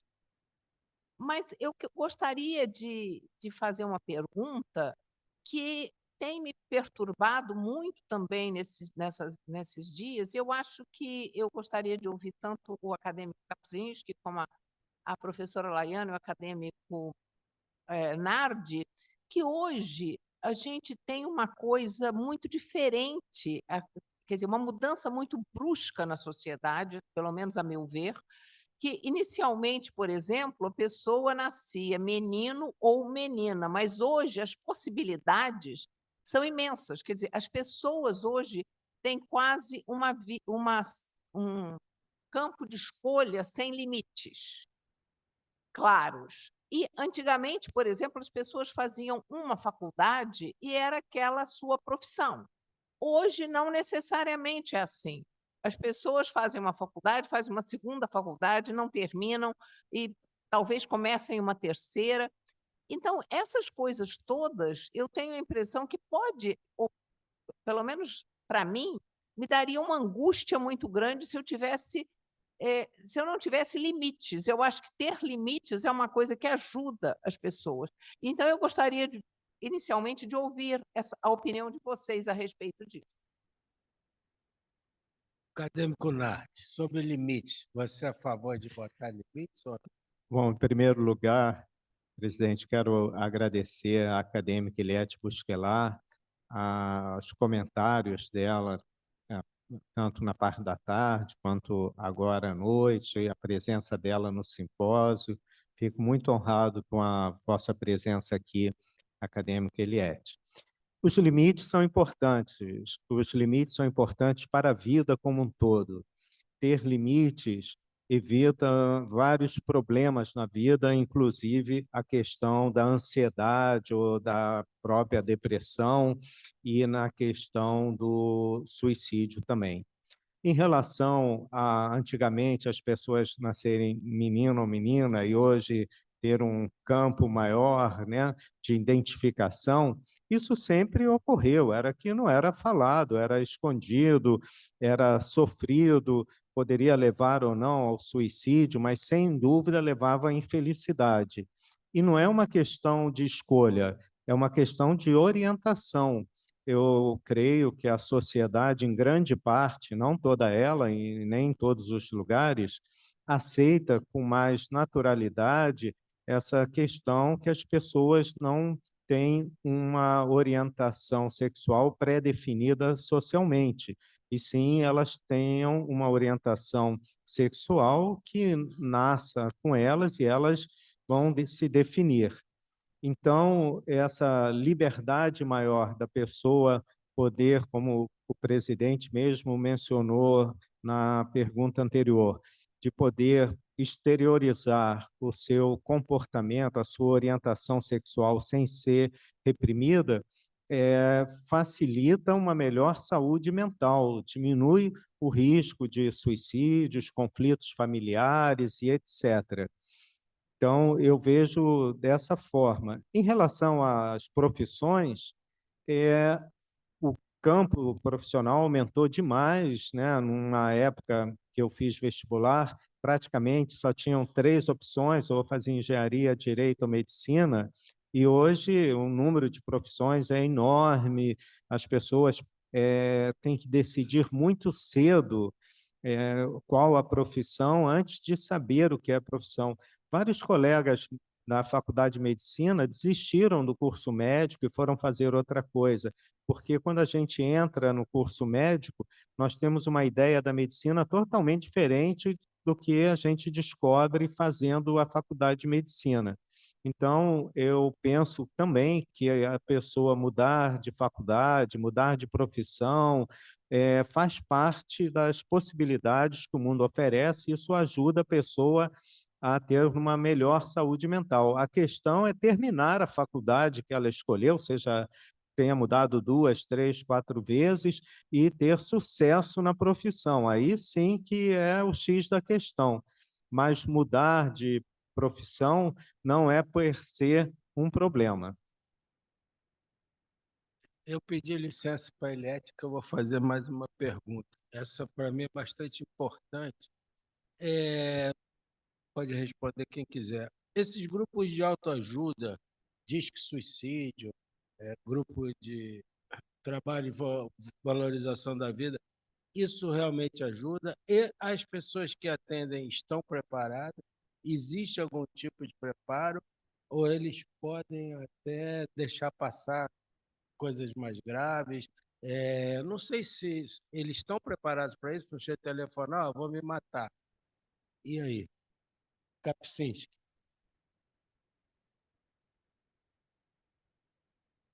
Excelente pergunta.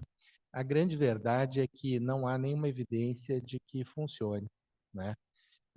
Então, eu acho que é importante que as pessoas encontrem algum grau de apoio, mas não tem comprovação médica que isso não tem evidência, né? A gente tem que contemplar esse fato. Isso sempre me preocupa, porque são pessoas sem formação, né? Que de repente chegam lá e querem ser de autoajuda e pode até atrapalhar, porque a pessoa acha que está tendo apoio, na realidade, quem está lá do outro lado não está sabendo alcançar o tão grave que pode ser. Apesar, né, de eu concordar com o acadêmico Kapczynski, que não há comprovação científica que funciona, mas as pessoas que atendem são pessoas treinadas. Existe treinamento para esse tipo de atendimento, são treinamentos realizados por psiquiatras, por psicólogos, e o treinamento existe. Agora, evidentemente, isso não é a solução para a prevenção do suicídio. Muitas pessoas acabam se matando apesar de telefonarem, mas muitas são salvas também. Mas não há estatística a esse respeito, mas há treinamento Ótimo. e há reuniões, há simpósios com essas pessoas que atendem o telefone ou respondem e-mail e etc. Muito bom. Se há treinamento, então, acho que pode ajudar muito. Também imagino que o jeito de pegar o telefone, né? Não vou ligar para o SUS, né? Aí liga lá para o hospital de Parém, olha, estou querendo me matar. Ah, tá, desliga, né? Você liga um louco. Então, acho que você ter a possibilidade de um disque suicídio pode ser um momento de salvar o indivíduo, né? Ele está indo pular lá. Eu não sei dizer um número exato, mas um número de telefonemas por dia é enorme, sabe? Enorme. Deve ter muito trote também, sabia? Eu trabalhei em emergência, a gente, de 10 chamadas, 4 eram trote. E você tinha que saber identificar o trote. É muito complicado isso. Tem pessoas que se dedicam a passar trote, que deve ser até uma síndrome psiquiátrica, né? Eu fui bombeiro, eu fui corpo de bombeiro, e a gente recebia, assim, de 10, 4 a 5 eram trote. Ó, tá pegando fogo aqui, tem um jeito atropelado, o outro caiu. Então, eu imagino que para o suicídio também, e atrapalha, né, o que é real. A bancada acadêmica agora é com a palavra. Quem deseja falar? Acadêmica Mônica Gadê. Boa noite, excelentíssimo presidente Francisco Sampaio, acadêmicos da mesa. Eu queria começar parabenizando o acadêmico Egídio Nardi e Flávio Kapczynski por esse simpósio tão importante. E a minha dúvida é muito ligada à minha área, que é a questão do corticoide. Porque a gente sabe que os pacientes com síndrome de Cushing têm um risco aumentado de suicídio, e a gente teve, há uns talvez 6 anos atrás, no Fundão, um caso dramático, que era uma paciente com Cushing, que estava com a neurocirurgia agendada para remover o tumor hipofisário. Ela foi avisada que a cirurgia tinha sido cancelada porque não tinha vaga de CTI, e nisso, num minuto, ela se jogou do 7º andar do Fundão e, obviamente, faleceu. Isso foi um trauma para todos os nossos residentes, até para os staffs. Hoje em dia, os pacientes com Cushing só internam na enfermaria da psiquiatria. Então, o que eu queria é... E a maioria dos pacientes com Cushing tem um quadro mental complicado. Mas para chegar ao ponto de suicídio, é porque esses pacientes já têm uma base genética. Essa paciente, por exemplo, não tinha história familiar. Então, o que o corticoide faz exatamente? Qual é o mecanismo que ele leva a um transtorno tão grave mental? E na Santa Casa, mesmo o Paulo Niemeyer já teve um paciente que se suicidou. A gente teve no Instituto de Diabetes uma menina de 17 anos, há uns 3, 4 anos, que tentou e não conseguiu. Então, é muito comum no paciente com Cushing, muito. Acadêmico Kapczynski. Respondendo à excelente pergunta da acadêmica Mônica Gadelha, os corticoides, tanto no caso do Cushing quanto o corticoide exógeno prescrito, estão ligados ao aumento do comportamento suicida. Se acredita que a gênese disso é que o corticoide está ligado ao desencadeamento de várias morbidades psiquiátricas. Depressão, bipolaridade, ansiedade são comuns em pacientes que não usavam corticoide e passam a usar. No Cushing, evidentemente, também. Mas doenças como, por exemplo, lúpus, onde frequentemente é necessário o uso de corticoide, após o uso do corticoide também a suicidalidade fica aumentada. Então, na biologia, o que se acredita é que o uso de corticoide muda muito a morfologia de células neurais, particularmente em áreas de hipocampo e áreas frontais. Existe uma mudança morfológica importante e perda de conectividade. é possível, né, é difícil encontrar um nexo causal, mas é possível que a fragilidade dessas áreas límbicas de modulação de humor estejam por trás desses quadros de humor que emergem, né, com o uso de corticoide exógeno ou no Cushing, e estão, então, associados a aumento desse tipo de comportamento. Obrigado, acadêmico Kapczynski. Acadêmico Zé Carlos do Vale, com a palavra.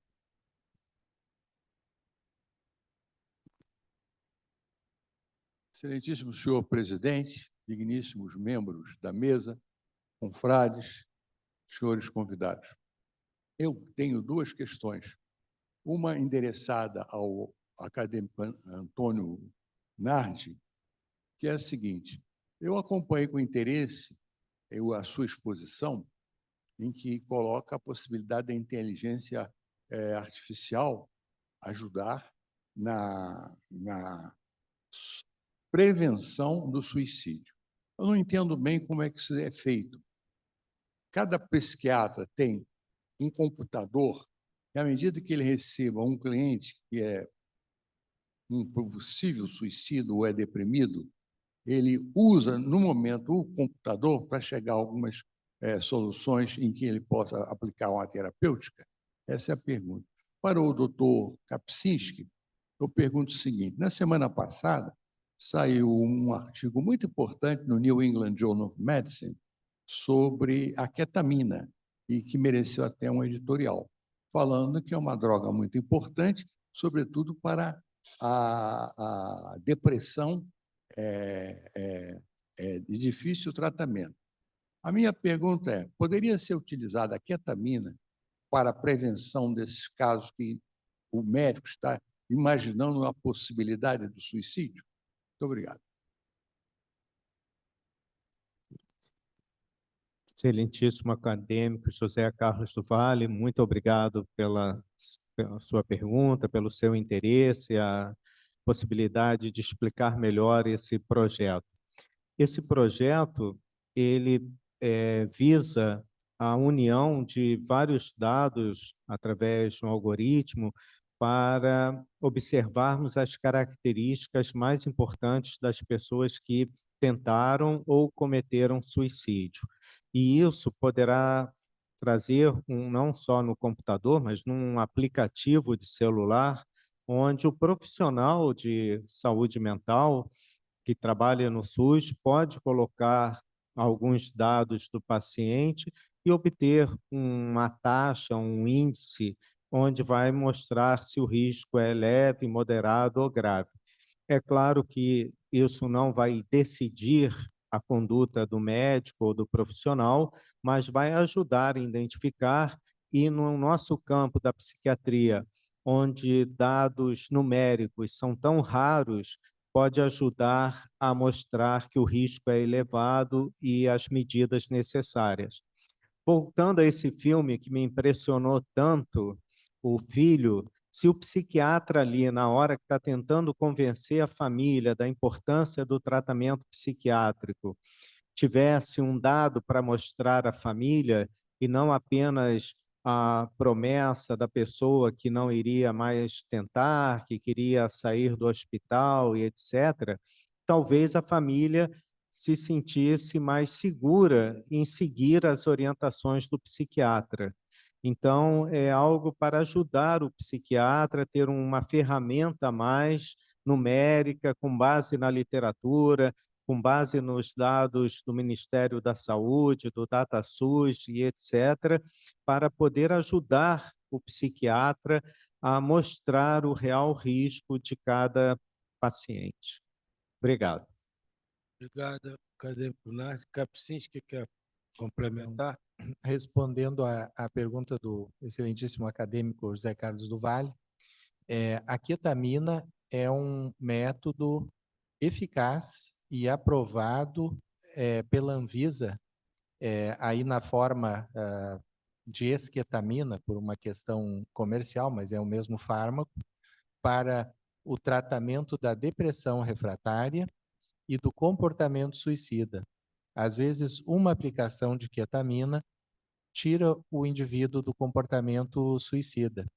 E, curiosamente, como comentávamos com a pergunta da acadêmica Mônica Gadelha, onde o corticoide prejudica essa arborização dendríticas em áreas límbicas, justamente a ketamina produz neurogênese agudamente, né, e reorganização também nessas duas estruturas agudamente, em questão de 12, 24 horas, isso aí já pode ser mostrado, evidentemente não em humanos, mas em modelo animal. Então, isso faz com que a comunidade psiquiátrica fique muito otimista com relação ao futuro de questões complicadas como suicídio, né?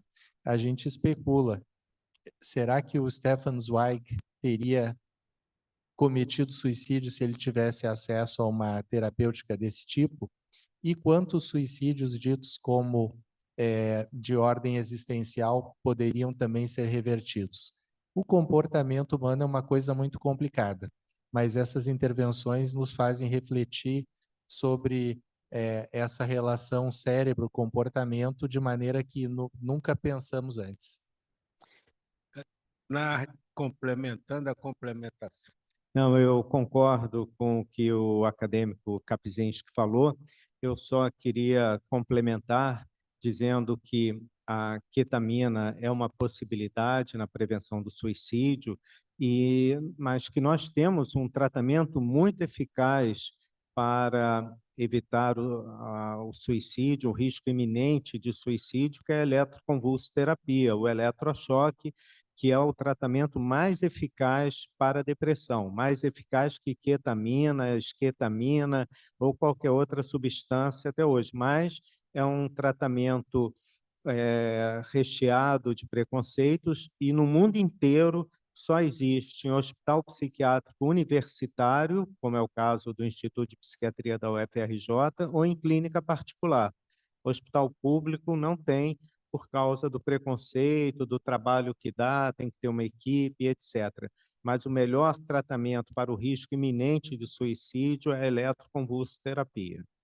Obrigado, acadêmico Nardi. Inclusive, nós discutimos isso aqui em 2015 ou 2016 e publicamos na primeira página do jornal que a eletroconvulsoterapia tinha que acabar com esse preconceito, que não era aquilo de choque, sair gritando, mas com anestesia, com equipe treinada.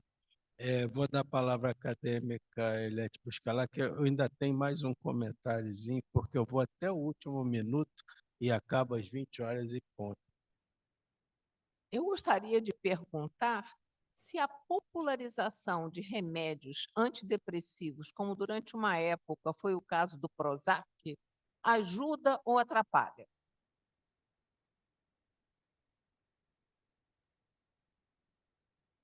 Acadêmico Nardi. Obrigado pela pergunta, acadêmica Eliette. Atrapalha. No caso do Prozac e de todos os inibidores seletivos da recaptação de serotonina, eu julgo que foi a pior coisa que já aconteceu na psicofarmacologia de todos os tempos. Nós tivemos uma década de ouro, que foi a década de 50, onde foram descobertos antipsicóticos, os antidepressivos tricíclicos, os antidepressivos inibidores da MAO, que são os melhores antidepressivos, os benzodiazepínicos, o carbonato de lítio foi em 49, mas quase na década de 50. Depois vieram só medicamentos pouco eficazes. Os inibidores da recaptação de serotonina, como a fluoxetina, o Prozac, teve um marketing tão intenso na literatura médica, nem falo do marketing de ser capa da Newsweek e da Time, mas um marketing que em tudo é primeira opção. Pegar um livro de psiquiatria, qual é a primeira opção para o tratamento de qualquer coisa? Um inibidor seletivo da recaptação de serotonina, sem nenhuma comprovação científica, sem nenhuma comparação pareada com outros medicamentos. E, no particular dos transtornos de ansiedade, isso foi um malefício terrível. Os inibidores da recaptação de serotonina como a fluoxetina, que é o Prozac, não tem a mesma eficácia dos tricíclicos ou inibidores da MAO, tem muitos efeitos adversos também, mas o marketing é terrível, assim como o marketing para outras coisas. O marketing científico prejudica muito o raciocínio científico de colegas e nós estamos cheios de antidepressivos que são pouco ou nada eficazes no mercado. Muito obrigado, acadêmico Nardi. Agora é o último comentário. Vou utilizar a prerrogativa de presidente para falar por último. Eu queria que o acadêmico Kapczynski fizesse comentário de coisas que a gente ouve muito falar, né, desde pequeno, que é a simulação de suicídio ou a tentativa falsa de suicídio, para chamar atenção. Isso existe realmente? Como a gente pode identificar? Qual o risco de as pessoas leigas acharem que aquilo é uma simulação e, na realidade, ter sido uma tentativa frustrada, mas a pessoa está com ideação suicida e está sob risco de morte? Então, nós temos algumas situações diferentes. Uma é essa tentativa de suicídio com a finalidade mais manipulativa. Ela existe e ela é mais prevalente em condições que nós chamamos de transtornos de personalidade, e num específico que é esse que eu mencionei, que é o borderline. O transtorno borderline ocorre em homens e mulheres, né, evidentemente, mas é mais frequente na mulher, e mulheres jovens estão mais suscetíveis a ter esse comportamento dito de manipulação dos familiares através de tentativas de suicídio. Mas lembramos também que, assim como há manipulação, os indivíduos com o transtorno borderline muitas vezes cometem o suicídio. E essas tentativas manipulatórias, elas são prenúncio de risco real, né? Então, elas não devem ser tomadas de maneira menos séria. Mas existe o comportamento puramente manipulatório, que já diz muito a respeito do indivíduo que cometeu, né? Alguma coisa está acontecendo e frequentemente não é nem depressão, nem bipolaridade, mas sim algo mais ligado ao que nós chamamos de personalidade, e exige terapias específicas. Para o borderline, tem uma terapia bem comprovada por evidência chamada DBT, terapia comportamental e dialética, um tipo de tratamento que dura 1 ano e tem essa propriedade de organizar o comportamento dessas pessoas. Muito obrigado, acadêmico Kapczynski. A gente sabe mesmo que muita gente com depressão ou esse tipo de comportamento tiraniza a família, né? Agora eu vou me matar, se não chegar em 10 minutos, vou me matar.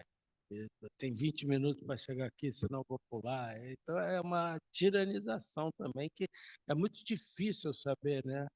O que é tirania, o que é o risco real. Acho que o próprio psiquiatra, ele tem muita dificuldade, às vezes, né, de saber, poxa, eu vou relaxar ou não, está com risco ou não.